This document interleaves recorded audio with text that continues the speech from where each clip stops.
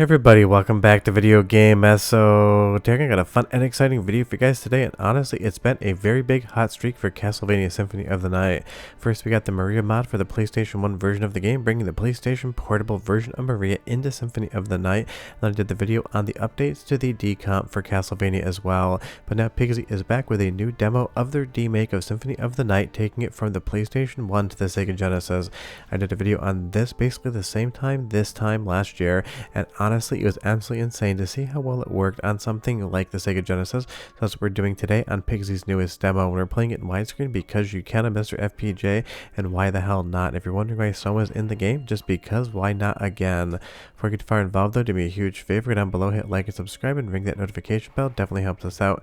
And if you feel so inclined and want to support the channel, we got a Patreon link down below as well. But honestly, seeing something like the chapel here on the Sega Genesis is mind-blowing. Now, Pigsy basically seems to make these demos for different areas of Symphony of the Night or other areas that I kind of feel like stringing together and just provide them for you to test. This is not the full game. It doesn't really have any story in it, and once you hit the end of it, it basically just resets. But as a technical demo and a showcase of the work to go towards making Symphony of the Night work on the Sega Genesis is absolutely insane, because honestly, this feels like it looks about 80% as good as the PlayStation 1 version of the game does, bring over the sprites from that version, and of course Soma here sprites from other versions as well, and getting this all to run on real Sega Genesis hardware is just outstanding. You will see sometimes there is a little bit of jank in the loading areas, but otherwise this is incredibly well put together, and this knight coming down the stairs just like they would in the PlayStation 1 version of the game, it's just such a wild aesthetic, and it really shows that maybe had they thought about this earlier, something like Symphony of the Night could have been possible on Sega Genesis from Konami themselves. Now obviously Bloodlines is a ton of fun, even if it feels like a slightly different game compared to every other Castlevania we got, but this feels like it just would have been outstanding in a 16-bit version, and that's exactly what Pigsy is doing, creating the 16-bit version of the Symphony of the Night that never existed back in the day. And you will see took the first step there and moving back over to Alucard, and big thanks to Andy D for helping out with some of the captures on this video as well. But I would say Alucard's sprite from Symphony of the Night looks absolutely incredible on the Sega Genesis. You're still getting all those frames of animation, you're still getting everything you want to see out of Alucard, you're just seeing it on a 16-bit version. Now of course some of the colors have to come down because you're not going to be able to display as many colors on the Genesis as you could on the PlayStation 1 or even the Sega Saturn version of Symphony, but it does look incredible on the Genesis color palette.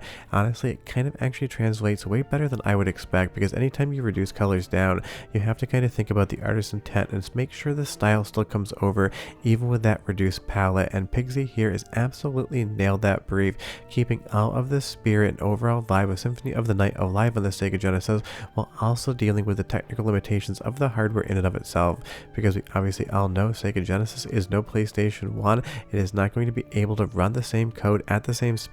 You have to make a lot of design decisions and code decisions to make sure that the spirit of the game comes over and it's also still fun to play at full speed, and that's exactly what you're seeing here, and I can't wait to see what areas come next. Leave me a comment down below and you tell me, if there was another demo of this, what area would you like to see get recreated, and if you played this before, and before you ask what is the point of something like this, the point is because you can. And rolling back to the previous video I did on this modification in D-Make, this is the initial areas of Dracula's castle when you're first entering in, and honestly this area was even more impressive in my opinion, with all of the parallel scrolling in the background with the lighting coming up in just a moment.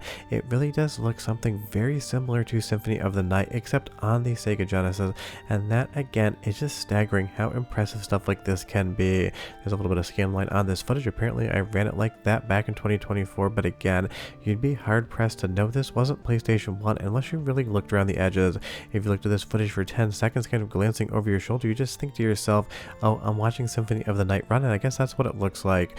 As we move back over to the new demo as well, you do kind of just accidentally drop out of this door here and drop down into a different part of the cathedral. So again, it is not a finished product. You are not going to sit down and play Symphony of the Night on Sega Genesis from start to finish, and I don't know what Pigsy's ultimate plan is. It might still be a couple years off till you're even able to do something like that. The point is as a proof of concept, showing that this would work, and then from there hopefully stringing the entire game together, because I really want to play Symphony of the Night on Sega Genesis with all of these new characters and all of the new vibes that you get from a 16-bit console versus a 32-bit console. And honestly, one of the best conversions down to 16-bit has got to be hearing some of the tracks from Castlevania coming through the Sega Genesis sound hardware. So obviously that is the first soundtrack sample segue. Go ahead and listen for 45 seconds and I'll be right back with a lot more.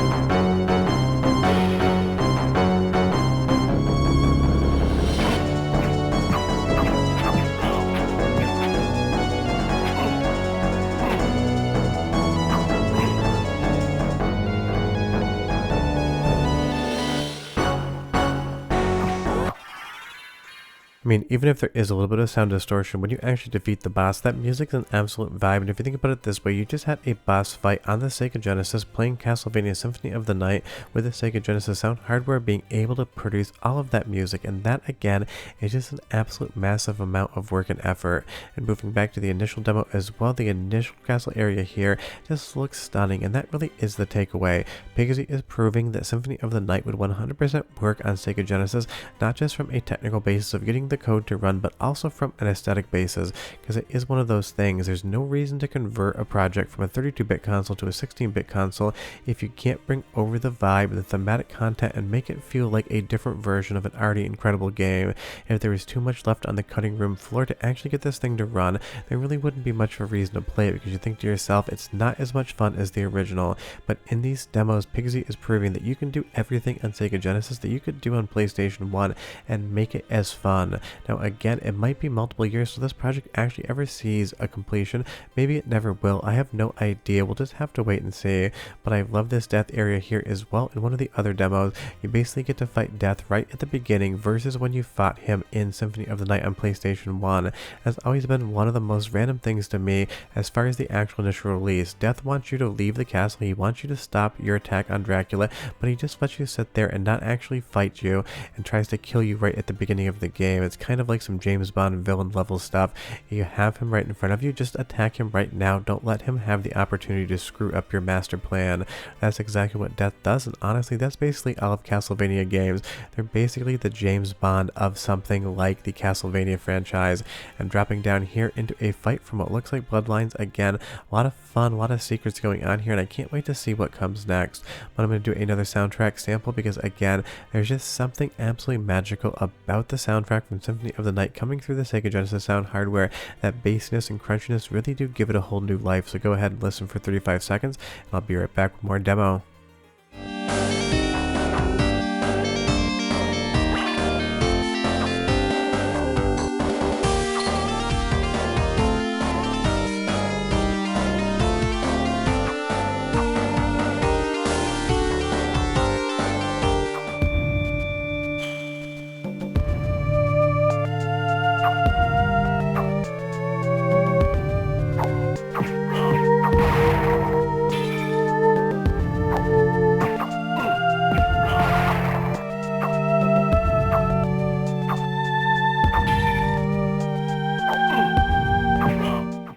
I mean, it's just fun to hear that music coming out of the Yamaha sound hardware on the Sega Genesis, because obviously on the Symphony of the Night PlayStation 1 version, it is Redbook audio spooling off the CD, so you're getting a hardware sound versus actually just playing back that CD track.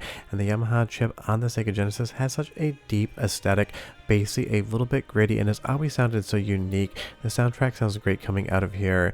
You will see every once in a while some of the enemies don't actually have animations as to how they die, they kind of just disappear completely, but again, still incredibly work in progress and still incredibly promising. And if you're wondering why you came out here versus where you would normally come out in the castle, you just have to wait for the finished version of the game, because I feel like this is going to be both a conversion as well as a little bit of a modification. But obviously Pigsy just playing around with the overall format.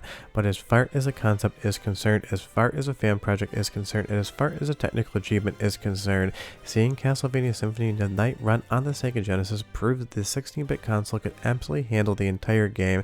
I think the hardest thing outside of just actually all of the work would probably just be the ROM space to fit something like this on an actual cartridge.